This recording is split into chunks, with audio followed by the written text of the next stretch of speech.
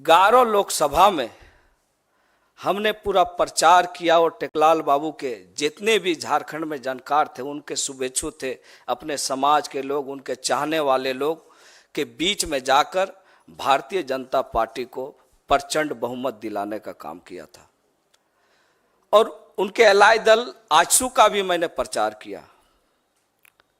परिस्थिति कुछ ऐसी थी, हमें लगा कि कुछ हमें झारखंड के लिए, लोगों के लिए, और हमारे पिता टेकलाल महतो जो झारखंड आंदोलन के एक अग्रणी योद्धा थे, आज झारखंड की राजनीतिक पृष्ठभूमि को खोजा जाए, राजनीतिक चर्चाएं अगर चलेंगे झारखंड अलग राज्य के आंदोलन को, तो स्वर्गीय विनोद बिहारी महतो, शिबू सोरेन के बाद तीसरे ये में टेकलाल महतो जी का नाम था।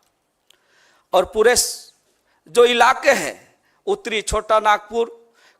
चाहे कोल्हान का हो, सभी जगह टेकलाल बाबू का अपना प्रभाव था। और मुझे लगा कि टेकलाल बाबू के सपनों को,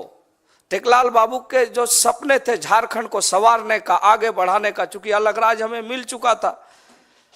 तो मुझे लगा कि एनडीए गठबंधन में जाके झारखंड में कुछ हम लोग ऐसा करेंगे। लेकिन परिस्थिति ऐसा लगा, जब मैं भारतीय जनता पार्टी में शामिल हुआ, तो हमारे जो पिता के जो सपने हैं, जो विचार है, मैं उस दल में नहीं पाया।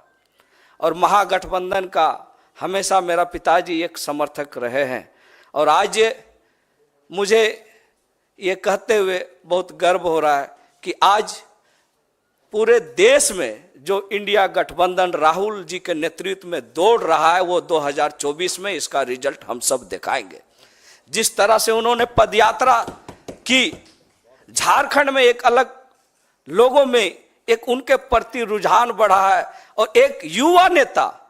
राहुल जी के नेतृत्व में झारखंड की जनता ने इस बार ठान लिया है कि 14 के 14 लोकसभा इंडिया गठबंधन के उम्मीदवार को जिता के झारखंड को बचाना है। यही संकल्प के साथ हमने भी आज इंडिया गठबंधन को मजबूत करने के लिए और अपने पिता के उन विचारों को पूरा करने के लिए, जिनका सोच था कि झारखंड के आदिवासी, मूलवासी, अल्पसंख्यक का विकास हम कैसे करें, और आज जरूरत है कि उन विचारधारों को अगर कोई पूरा कर सकता है तो झारखंड में इंडिया गठबंधन, महागठबंधन के माध्यम से ही पूरा कर सकते हैं। इसीलिए आज हमने